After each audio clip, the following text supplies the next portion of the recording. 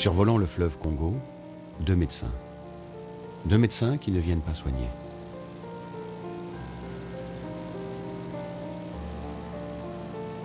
Olaf Valverde, l'espagnol, et Bernard Pécoul, le français. Bernard est le directeur du DNDI, Drugs for Neglected Diseases Initiative, en français, des médicaments pour les maladies négligées. Maladies négligées et malades pauvres qui intéressent peu les États et l'industrie pharmaceutique, que l'on appelle ironiquement le Big Pharma. Pas d'investissement, pas de recherche, pas de nouveaux médicaments. Alors le DNDI, le Little Pharma, fait ce que Big Pharma ne faisait plus. Produire des médicaments pour les oubliés de la recherche médicale. Ici, au Congo-Kinshasa, la maladie délaissée par la science, c'est la maladie du sommeil.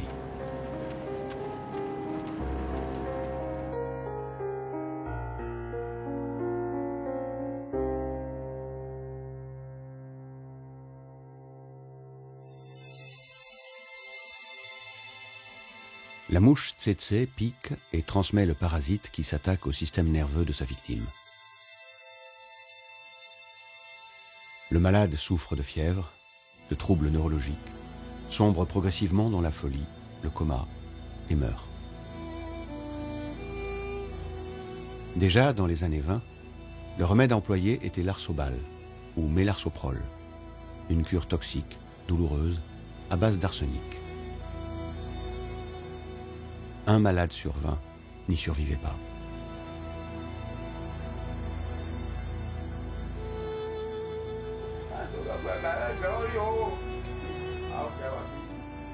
Il aura fallu une dizaine d'années d'efforts pour que des scientifiques et médecins comme Bernard Pécoul mettent au point un traitement de deuxième génération pour remplacer cet arsobal de triste mémoire.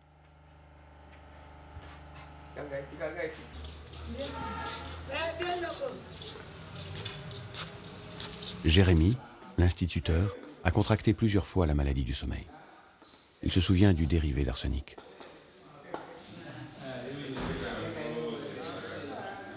Je suis enseignant, mais j'ai fait aussi la pêche. Hein? J'ai fait aussi la pêche. Là où j'ai fait, vraiment, le milieu n'est pas assez bon. Vraiment, il y a des mouches tchétchées qui nous piquent par-ci, par-là. Maigrissement, somnolence. J'ai parlé aussi beaucoup. Hein? C'était comme le début de la folie. L'équipe mobile passée m'a dépisté la maladie du sommeil. J'ai été soigné ici. Oui, j'ai été soigné par les remèdes appelés Arsobal. Les traitements faisaient mal. C'était intraveineux, mais c'était mal. Ça nous chauffait hein, vraiment. Quand on injectait l'Arsobal, après avoir injecté, donc on ouvrait la bouche. Vraiment, il faisait chaud. Bernard et Olaf sont venus observer l'essai clinique d'un nouveau médicament. La visite sera pour demain. Le soir, Bernard fait la connaissance d'un infirmier à la retraite. Le malade ne peut pas accepter de l'aider. Après, je suis allé faire un stage. Donc vous avez suivi le cours d'infirmier? Alors, quand j'ai suivi, de 1943...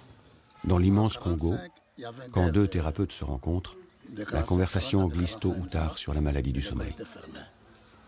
Vous avez constaté, vous saviez que le mélarsoprol, l'arsobal, c'était toxique. Hein. Oui, c'est toxique. Parce que je pense qu'aujourd'hui, ici, il y a eu des malades qui sont morts de l'arsobal. Donc, si. Donc, donc ce qu'on a commencé à faire, c'est de souhaiter remplacer l'arsobal par un autre traitement. De faire une combinaison de deux médicaments, eflornithine avec nifurtimox, un qui est injectable, l'autre qui est pris par comprimé. Et aujourd'hui, la plupart des centres de traitement au Congo utilisent ce traitement qui s'appelle NEC. Les mousses, donc le bouteille sont fixes. Ce NECT qui a chassé l'arsenic des pharmacies est plus qu'un combiné de deux médicaments pour Bernard. C'est 20 ans de combat. Hors de l'étude. Seulement hors de l'étude. Parce que le NEC, ça m'a fait transpirer beaucoup. Hein. Là, automatiquement... Vous savez, si j'ai les cheveux blancs, c'est à cause de NEC. Quand on a commencé, j'avais les cheveux noirs. Ouais. Donc, vous avez vieilli là. Je vous raconterai l'histoire. C'est une longue histoire. Hein. Cette longue histoire du NECT se confond avec celle du médecin. Engagé aux côtés de MSF dans les années 80, en mission en Amérique centrale, en Afrique, en Asie, le médecin épidémiologiste se trouve peu à peu confronté au manque de nouveaux médicaments. Dans les années 90, Bernard prend alors la tête d'un groupe de pression créé par MSF pour bousculer l'industrie pharmaceutique, le Big Pharma. Relancer la production de nouveaux médicaments est devenu impératif. Seattle, 1999. L'Organisation mondiale du commerce, l'OMC, y tient un meeting annuel. De nombreuses ONG ont été conviées comme MSF pour s'exprimer sur l'état du monde et de son commerce. Les altermondialistes s'y invitent aussi. Le meeting se transforme en manifestation monstre. Face aux représentants de l'OMC, Bernard prononce ces quelques mots qui feront date. Why are we, Medical Maritime Agency, here in Seattle at the start of the ministerial meeting on trade? Because our patients are dying. Our patients are dying, not because their diseases are incurable, but because as consumers, they do not provide a viable market for pharmaceutical products. After all, products don't have rights, people do. Your political leadership is vital to their survival. Thank you. À l'époque, la position de M. Bale, représentant de l'industrie pharmaceutique, était sans ambiguïté. Cessez vos critiques. Nous investissons énormément dans la recherche et nous seuls sommes capables de fabriquer des médicaments. And research is the primary function of this industry. These drugs are not going to come from governments. They're not going to come from MSF. They're not going to come from Oxfam. They're going to come from a commercial company. Comme chantait Brassens, la suite lui prouva que non. Le NECT, quelques années plus tard, ne sera pas inventé par une multinationale, mais par des scientifiques, ignorant des règles du business. C'est le déclic. Big Pharma vient d'enfanter Little Pharma.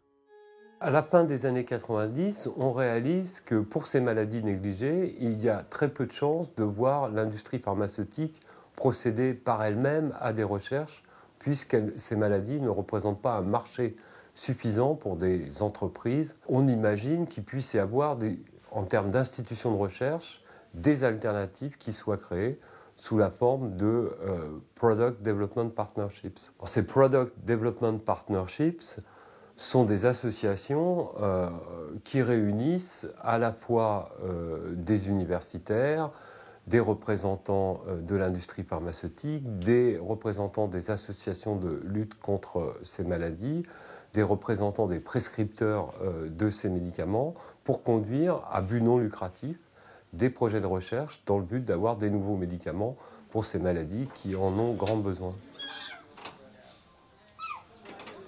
Le DNDi est un de ces PDP. Bon, ce sont Parce que là visiblement, je ne vois pas, mais il n'y a pas d'altération de l'état général, non hein? Après l'avancée historique du NECT, Bernard et Olaf voient plus loin. Une belle petite fille, hein? Bien costaud. Hein? Le fexinidazole est un médicament de 3e génération testé ici sur des malades. Donc la réponse est rapide. Ils sont venus assister l'équipe médicale congolaise qui compare son efficacité avec celle du NECT, qui a fait ses preuves. Voilà, donc là c'est le petit box dans lequel les médicaments des malades et l'étude sont gardés. Là c'est la boîte Fexi, ouais, la petite cachette secrète. Mais là c'est Fexi, le carton contient tous les traitements. C'est un traitement de 10 jours. C'est un essai dans lequel on compare 2 traitements. Il y a le traitement standard qui est le NECT, le traitement habituel, le traitement qui est en cours dans tous les programmes, au fexinidazole qui est un nouveau traitement. Alors le NECT c'est un traitement qui se prend en comprimé et puis des perfusions, alors que le fexinidazole c'est un traitement qui est exclusivement oral. Passer de l'injection au comprimé, c'est le rêve de tout médecin. Amener le traitement jusqu'aux malades vivants dans des régions reculées n'est pas qu'un détail.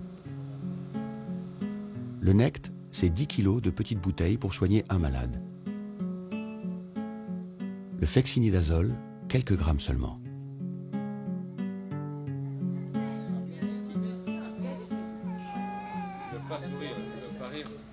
On voulait avoir pour cette maladie un traitement simple, pris par voie orale, si possible court, et qui ne nécessite pas d'examen complémentaire sophistiqué.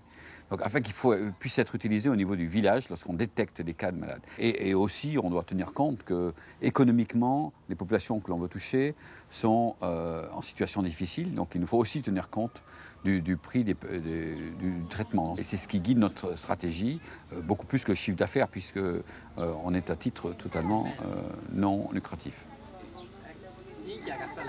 L'époque où Big Pharma et Little Pharma étaient à couteau tiré est révolue. Aujourd'hui, ils coopèrent.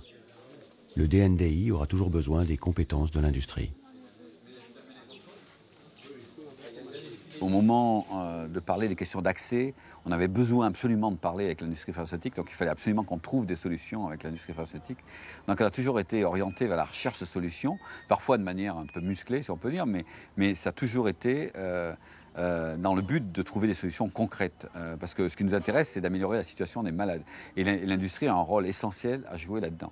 Alors, je ne peux pas prétendre qu'aujourd'hui, on a complètement changé la dynamique. Ce n'est pas une révolution, il y a une évolution, on a une volonté de collaboration et on a une perception, une sensibilisation des dirigeants qui n'est pas la même.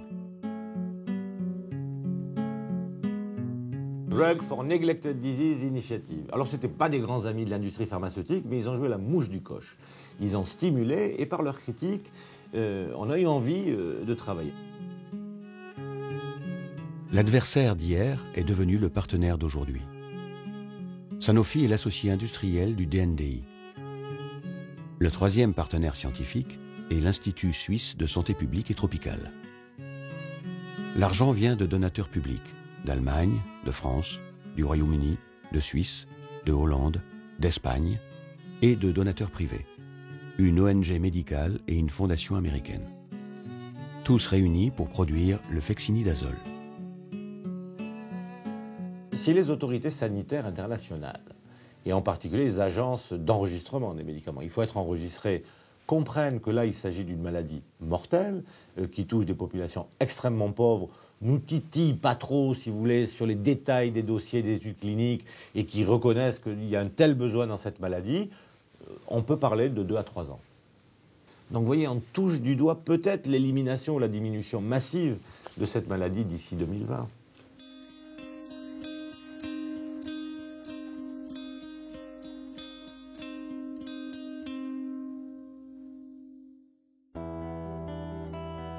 La fondation américaine qui finance, c'est la fondation Bill Gates. À Seattle, au nord-ouest des États-Unis, il pleut presque tout le temps. Une autre pluie, une pluie de dollars, arrose le monde de la santé. L'ex-nabab de l'informatique, Bill Gates, crée sa fondation en 2000, avec pour credo « Toutes les vies humaines ont la même valeur ». Il dépense sans compter en suivant la stratégie économique d'une multinationale. Ses ambitions sont à la mesure des défis. Éradiquer la polio ou trouver un vaccin contre le paludisme. La fondation Bill et Melinda Gates finance en partie l'Organisation mondiale de la santé, des entreprises de biotechnologie, de pharmacie et des PDP.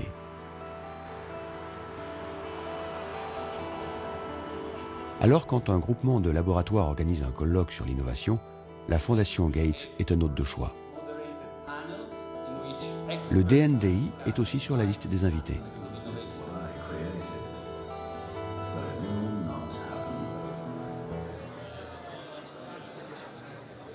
Bernard Pécoul se retrouve à la même table ronde que Trevor Mundell, le monsieur santé de la Fondation Gates.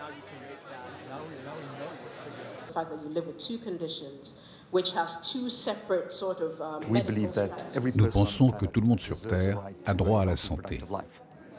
On sait que dans les pays les plus pauvres, on parle de maladies négligées. Mais on devrait dire maladies de communautés négligées, qui ne peuvent vivre une vie pleine et heureuse.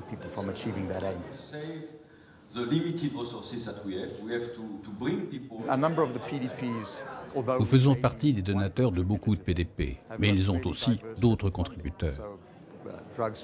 Par exemple, le DNDI a plusieurs sources de financement, entre autres l'Union européenne, d'autres pays européens à leur nom propre, et puis aussi des investisseurs privés. Alors c'est vrai que nous sommes un gros donateur pour ces PDP. C'est parce que nous croyons en ce type de modèle fait de partenariat et de collaboration. Dans le fond, les priorités de la Fondation Gates ne sont pas très différentes de celles des États. Et donc elles ne sont pas en mesure de corriger un déséquilibre qui existe déjà. Et ce déséquilibre consiste en fait qu'on privilégie certaines actions, notamment la vaccination sur le traitement, parce que, suivant l'adage « mieux vaut prévenir que guérir », on pense qu'investir en matière de prévention, de vaccination, sera plus efficace en termes de santé publique. Quand ça peut se faire, par exemple l'éradication de la variole, c'est absolument génial, mais ça ne peut pas toujours se faire. Et en attendant que les maladies soient mieux contrôlées, éliminées, voire éradiquées, il y a beaucoup de malades et là, on a besoin de nouveaux médicaments pour pouvoir les prendre en charge. Une question démange pourtant. La Fondation Gates est plus riche que l'OMS. Cette superpuissance entre les mains d'un seul homme, si généreux soit-il, n'est-ce pas le risque de privatiser la santé mondiale? Bien évidemment, c'est une question polémique. Alors, laissez-moi dire d'abord qu'il n'y a aucun doute que l'engagement philanthropique de Bill Gates, de sa femme, de Buffett, a changé en fait la face du développement des médicaments, vaccins, etc. contre les maladies négligées. Et sans cet apport financier, on n'aurait pas fait tous ces progrès. Donc ça, c'est une réalité. Alors, est-ce que il y aurait d'autres façons de faire? Sans doute. D'un autre côté, il faut respecter la volonté de ces acteurs privés qui souhaitent investir dans les domaines dans lesquels ils croient. Ils pourraient croire à l'investissement dans l'art contemporain, dans les voitures anciennes, et ce serait tout à fait leur droit. Donc ils investissent dans la santé pour les médicaments, les populations négligées. Bravo! Ils ont leurs préférences. Ils investissent préférentiellement dans ce qu'on appelle en anglais les commodités. Alors les commodités, ce sont les vaccins, les médicaments, les diagnostics, plus que dans le développement des systèmes de santé. Donc c'est plutôt le développement des outils. Et ils ont une attirance particulière pour le vaccin. Chez Gates, ce goût prononcé pour le vaccin va se concrétiser par une alliance à trois. Gates, l'OMS et un PDP. Le trio décide de s'occuper sérieusement d'une maladie qui, par vagues successives d'épidémies, ravage l'Afrique. La méningite de type A, qui tue, particulièrement les enfants.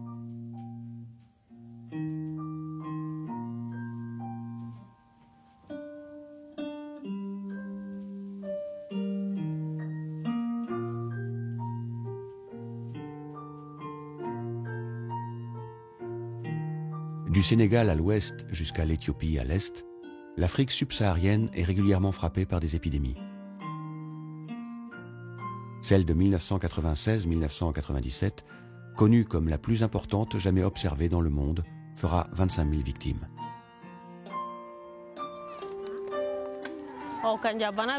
La méningite, c'est une maladie qui attaque surtout les enfants, mais ça attaque aussi les adultes. C'est une maladie qu'on attrape pendant la saison sèche, quand il fait très chaud. Ça paralyse les enfants, ils perdent leurs jambes. Ça peut rendre sourds et même sourds et muets. Certains peuvent rester handicapés mentaux. Il y en a beaucoup. Pass, le troisième membre du trio, est l'inventeur d'un nouveau vaccin. Installé comme la Fondation Gates à Seattle, Pass est probablement le premier PDP de l'histoire.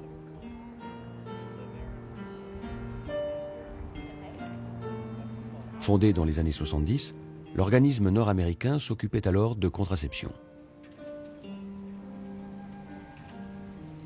PATH existe depuis 35 ans maintenant. Ça a commencé avec Gordon Perkins, Gordon Duncan et Rich Mahoney, qui travaillaient ensemble dans le domaine de la santé reproductive et du développement de la contraception. Deux d'entre eux avaient travaillé pour la Fondation Ford, à New York et en Amérique latine. Ils étaient passionnés par la découverte de nouveaux contraceptifs et voulaient les rendre accessibles. Dans les années 80 et 90, PATH devient expert dans l'art de faire travailler ensemble secteur privé et secteur public. En 2000, l'OMS planifie le développement d'un nouveau vaccin contre la méningite. En 2001, la Fondation Gates donne 50 millions d'euros. Et PATH commence les travaux. C'est le besoin qui a tout déclenché. Périodiquement, la méningite A frappait la zone dite de la ceinture africaine, du Sénégal à l'ouest à l'Éthiopie à l'est, tuant 10% des victimes infectées et causant des séquelles irrémédiables à ceux qui survivaient. L'OMS est venu nous voir et nous a dit « on a besoin d'un nouveau vaccin, mais il doit être à un prix abordable ». Un demi-dollar par dose, c'est le maximum possible pour les populations les plus pauvres.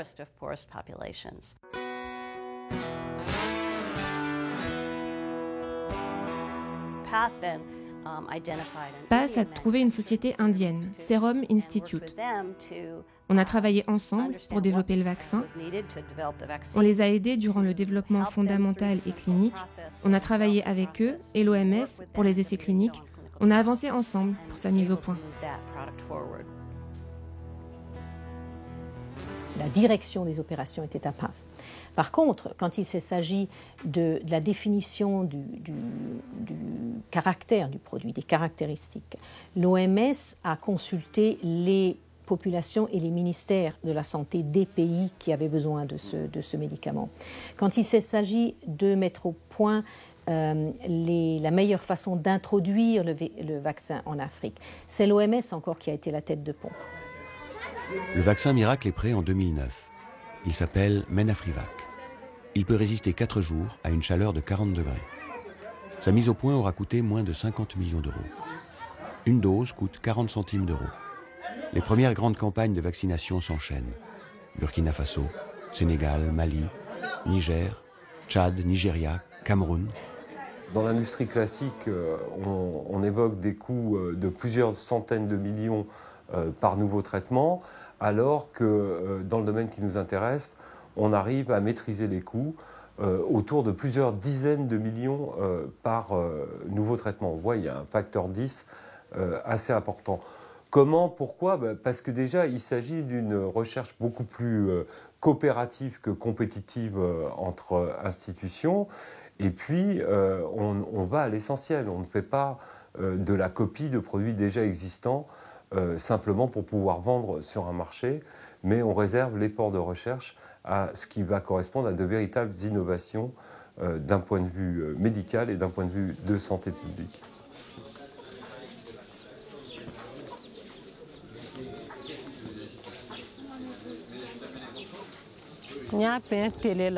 On a entendu à la télé et à la radio qu'il y avait la vaccination. On nous a dit qu'on serait protégé pour 10 ans.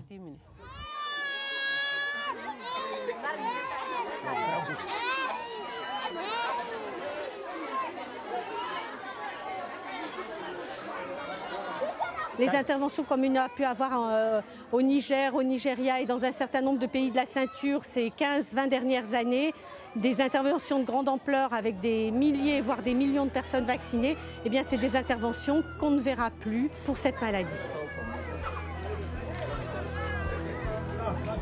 Le cap des 100 millions de vaccinés a été franchi fin 2012. Quand 350 millions de personnes seront vaccinées, la méningite en Afrique sera sous contrôle. Pour l'industrie classique, sur la période de 2000 à 2011, il y a environ 700 produits qui sont relâchés sur le marché.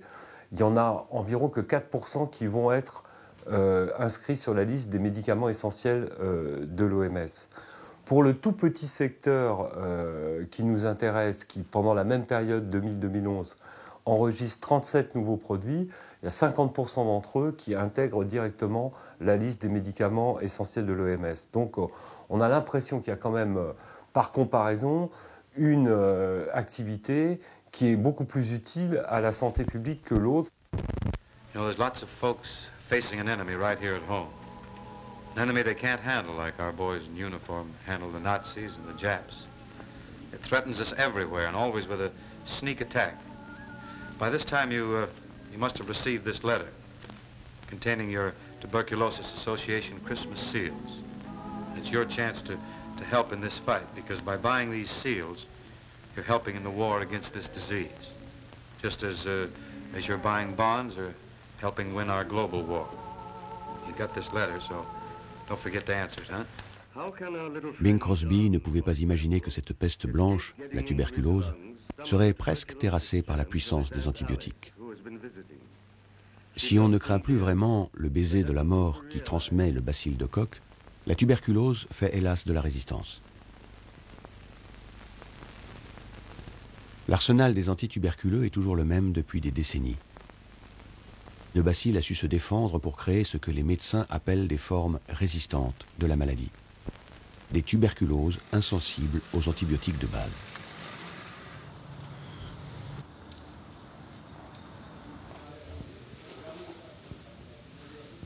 Ce qui me fait souffrir, c'est le mot tuberculose. La souffrance, je ne l'ai pas. Intérieurement, physiquement, je ne l'ai pas. Moi, le mot tuberculose, je sais ce que ça veut dire parce que je l'ai appris à l'école, mais sinon, je ne voyais plus la tuberculose en temps réel, là, maintenant. Je la voyais loin derrière moi. Moi, je croyais que maintenant, c'était automatique. Bon, vaccin, c'était fini, quoi. Donc, par contre, c'est le masque obligatoire, comme vous voyez marqué sur la porte. D'accord. Alors, vous voyez que c'est un masque orange, donc c'est une tuberculose simple.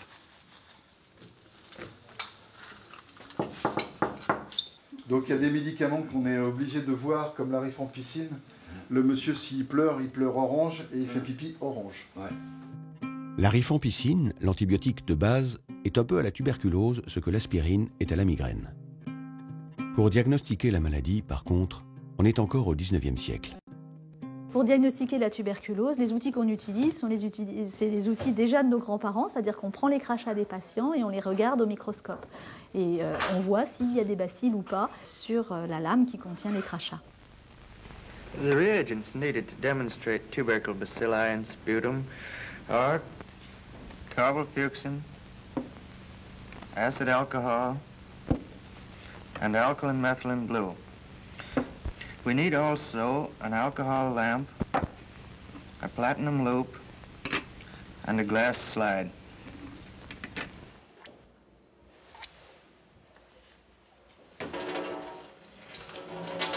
With methylene blue.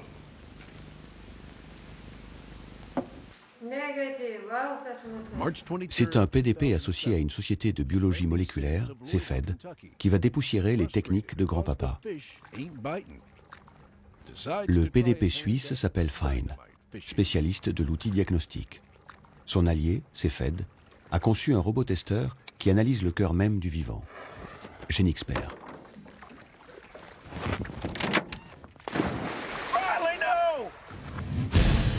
Amateur Gene Expert Systems. Now that's an expert. Oh no,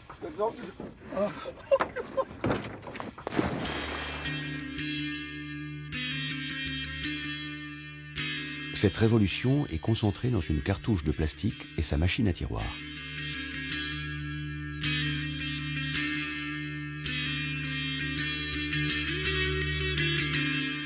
En prime, l'histoire de l'association des deux partenaires est surprenante.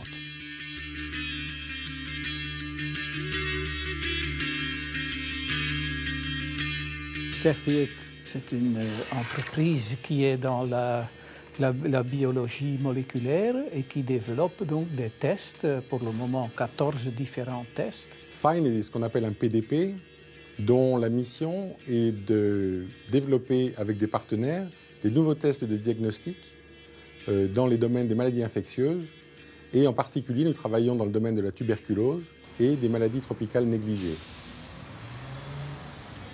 Histoire incroyable.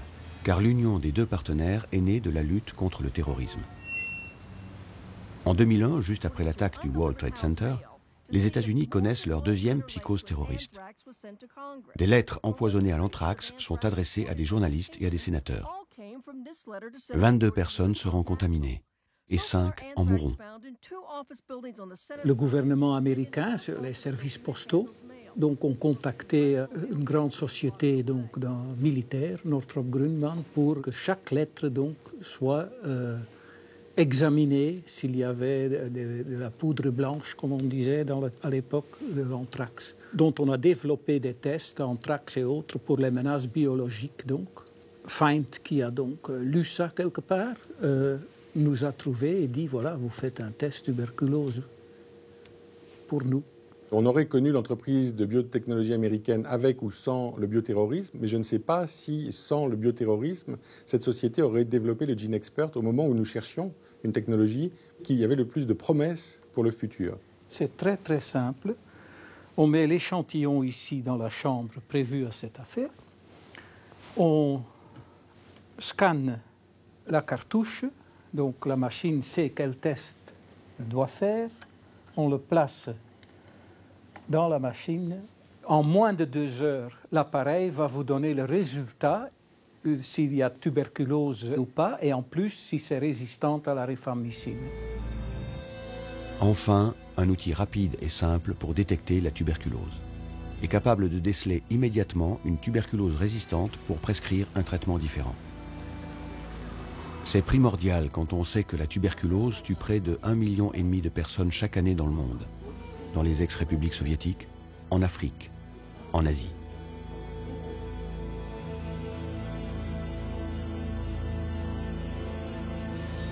Le Cambodge est un des pays qui souffre le plus.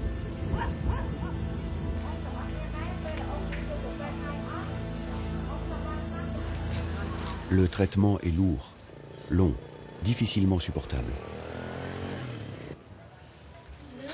Les malades rarement détectés à temps contaminent leur entourage. Le cycle infernal de la transmission est sans fin.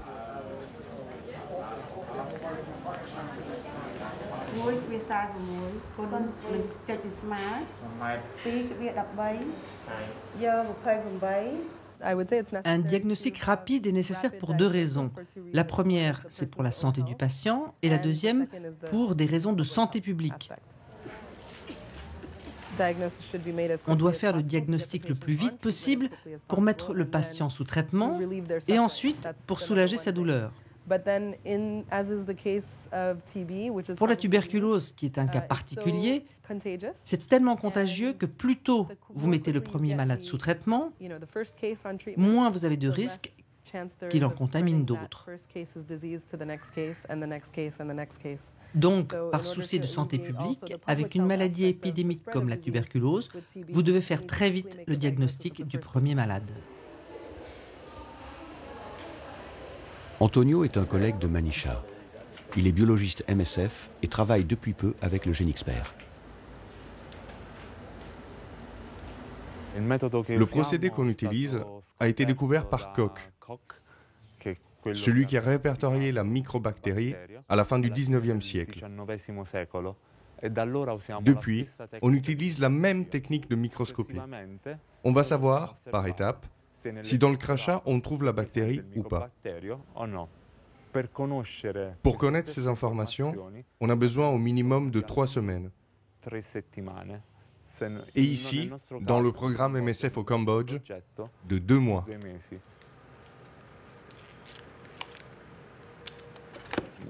Il y a peu de temps, sur le marché est arrivée une dernière évolution de la biologie moléculaire qui s'appelle GeneXpert. On peut voir si la bactérie est présente et si elle est résistante à la rifampicine. Avec cette technique de biologie moléculaire, on sait en 2 heures.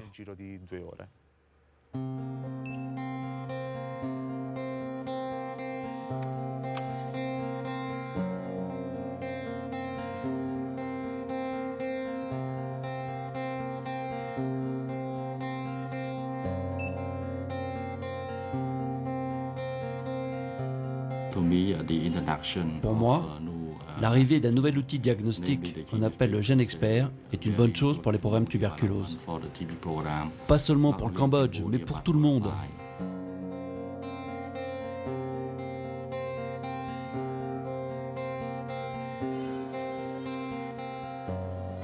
Je pense qu'il serait plus juste aujourd'hui de parler de malades négligés que de maladies négligées. Le concept de maladie négligée reste vrai pour certaines maladies tropicales très particulières et somme toute assez rares quand même. Mais il serait plus juste de parler de patients négligés, parce qu'on va vers un monde transition épidémiologique aidant où à peu près l'ensemble des habitants de la planète auront les mêmes maladies. Par contre, ils ne vivent pas dans les mêmes circonstances. Et quand on est en train d'essayer de se faire soigner dans ces circonstances où les ressources sont limitées, on a besoin de produits différents, de protocoles différents que quand on est en train de se faire soigner à New York, à Tokyo ou à Berlin. Ou à Cochabamba, en Bolivie. La maladie de Chagas est une cousine de la maladie du sommeil. Deux maladies parasitaires appelées trypanosomiases, l'une africaine, l'autre américaine. L'universitaire Faustino Torrico est un des spécialistes mondiaux de la maladie. La maladie de Chagas, c'est une maladie de pauvres d'Amérique latine. Elle se transmet le plus souvent par les excréments, un petit arthropode, un insecte qu'on appelle chez nous la vinchuca.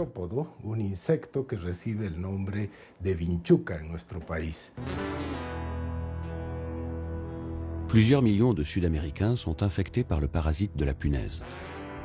Punaise au nom aussi varié qu'exotique. Vinchuca, Chippo, Chirimacha, Pito, Chinche, Chicha. Pour combattre la maladie, on s'attaque à l'insecte. Tu connais ça, non? Oui, je connais. Tu en as vu? Oui, j'en ai vu chez moi, il y en a. Il faut que tu préviennes le poste de santé, ok? Ici, regarde. Oui, una colonia completa. El vaso.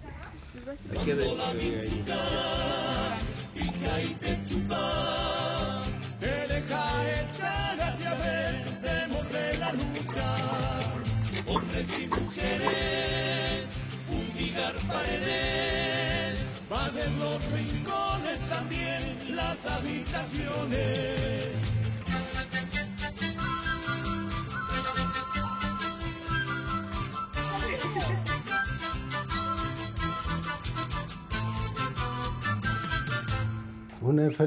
C'est une maladie qui peut rester silencieuse de nombreuses années dans l'organisme. Et quand l'adulte atteint l'âge de 30 ou 40 ans, le malade souffre de maladies cardiaques ou digestives.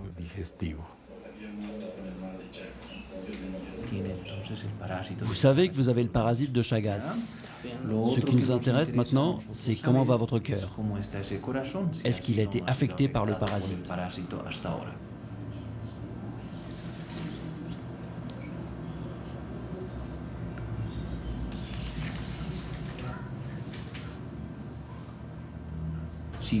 Bon, vous avez le parasite, mais il n'a pas encore causé de dégâts.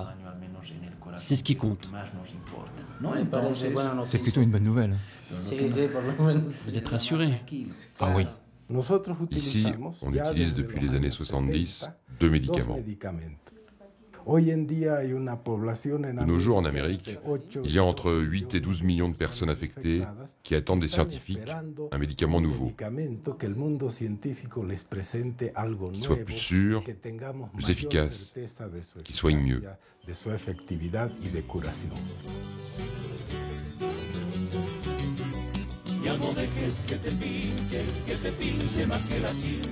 Un nouveau médicament devrait remplacer les antiques molécules devenues peu efficaces. Il porte le nom de code de E1224. Comme pour la maladie du sommeil, c'est une initiative du DNDI et plus particulièrement de son antenne sud-américaine installée à Rio.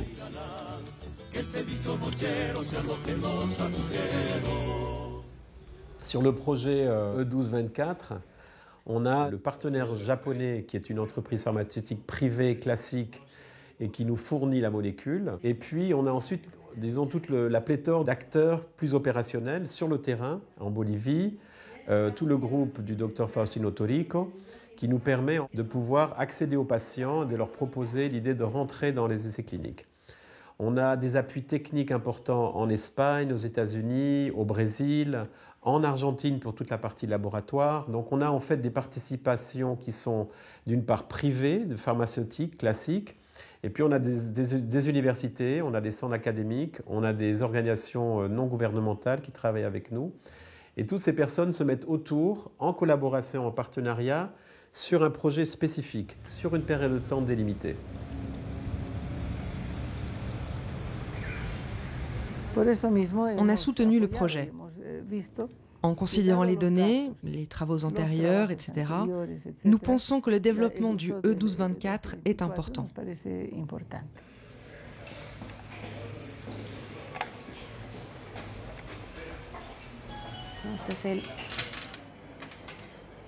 Voilà les kits. On ne voit pas grand-chose. C'est secret, anonyme, vraiment. Et là, il y a toute la médication que devra suivre le patient.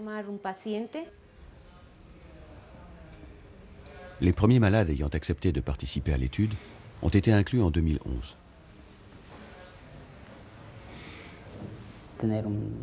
Je veux vivre un peu plus longtemps. Je sais que c'est une maladie très grave. J'ai des enfants jeunes, j'aimerais les voir grandir. C'est sûr que ce n'est pas seulement pour moi. Il y a tellement de malades dans tant de provinces. Je crois que c'est pour tout le monde. Oui.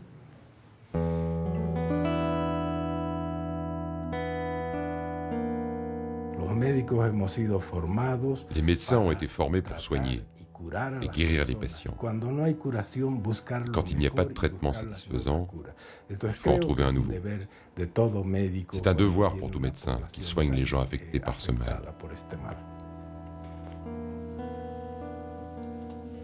Pour le E1224, sans l'équipe du professeur Torico, rien n'aurait pu exister.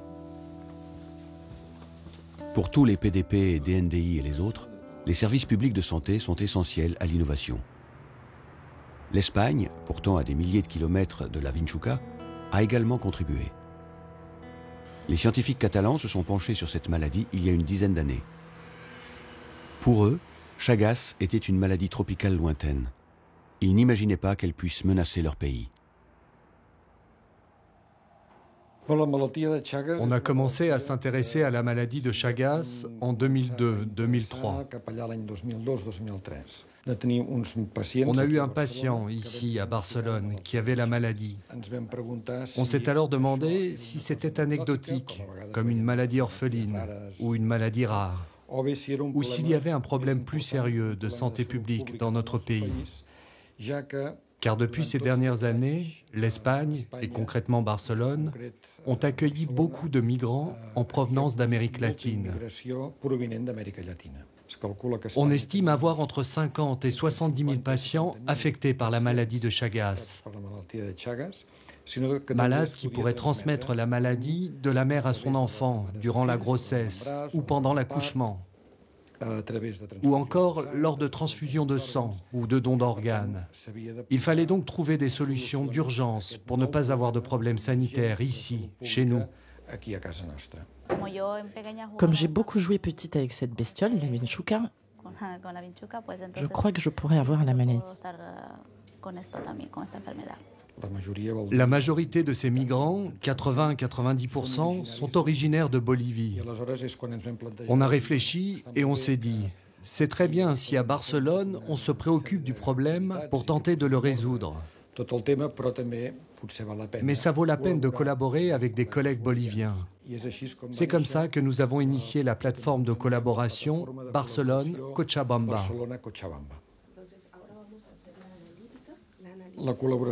Concrètement, on collabore avec le DNDI sur le projet d'un nouveau médicament qui pour le moment s'appelle E1224. On saura si ce médicament marche ou pas sur nos malades affectés par la maladie de Chagas, malades adultes atteints de la forme chronique.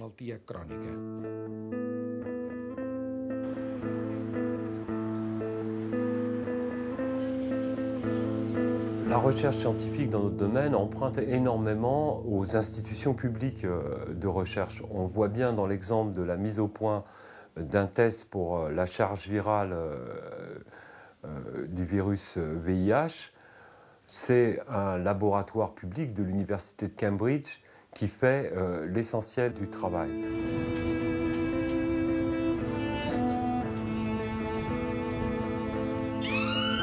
La machine britannique Samba, pour tester la charge virale HIV, est comme le GeneXpert, une sorte de robot à tester le vivant.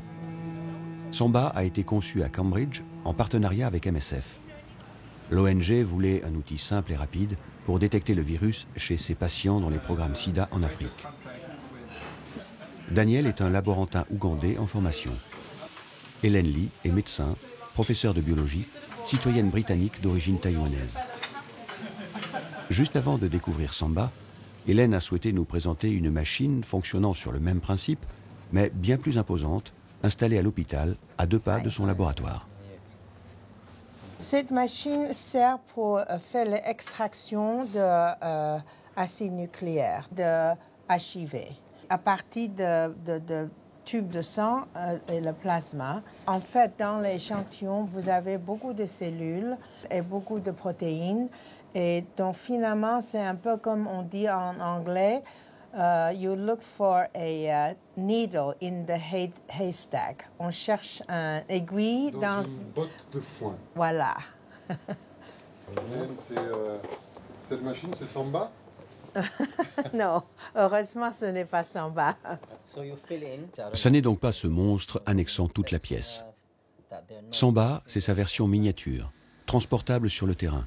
Cette espèce de four micro-ondes blanc posé sur une table derrière Hélène et Daniel. Le nom a été donné par l'ingénieur qui l'a développé. Il aimait danser, alors il l'a appelé Samba. Après, on a dû justifier l'acronyme avec Simple Amplification Based Assay. Mais la vérité, c'est juste Samba.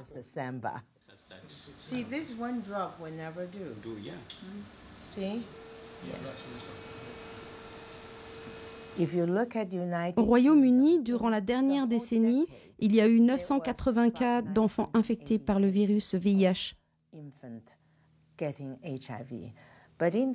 Mais dans les pays en développement, en 2011, il y a 370 000 cas d'enfants atteints par le virus VIH. Ils ont besoin d'un diagnostic rapide et d'un traitement tout de suite. C'est ce que Samba essaye de faire.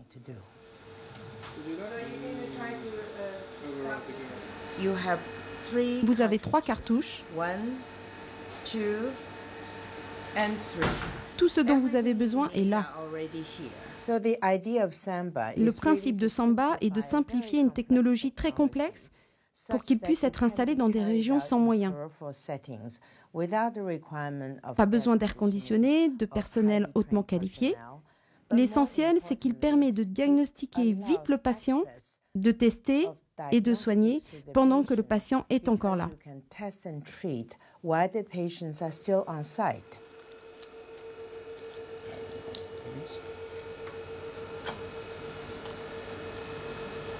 Le tube receveur, la cartouche humide, l'échantillon de sang, la cartouche sèche, la cartouche de réactif.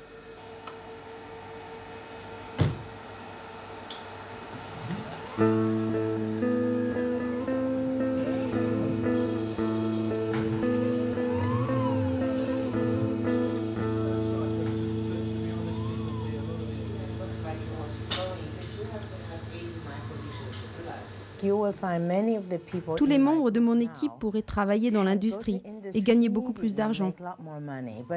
Mais ils ne le feront pas. Ils veulent vraiment voir le produit abouti et utilisé. Et ça, c'est notre plus belle récompense. Samba est capable de détecter d'autres pathologies. Conçu pour les pays pauvres, l'outil pourrait trouver sa place dans les pays riches. Quand vous faites un test simple, il peut être utilisable partout. Ce qui marche au Malawi marche aussi aux USA. Ce test a vraiment été conçu pour rendre les tests accessibles jusque dans les supermarchés. Un test Samba pour la grippe, par exemple, pourrait être installé dans ce genre d'endroit.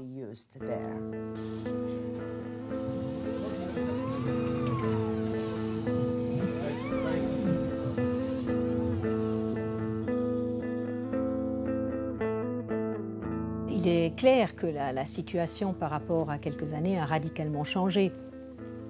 Il y a de nouveaux acteurs.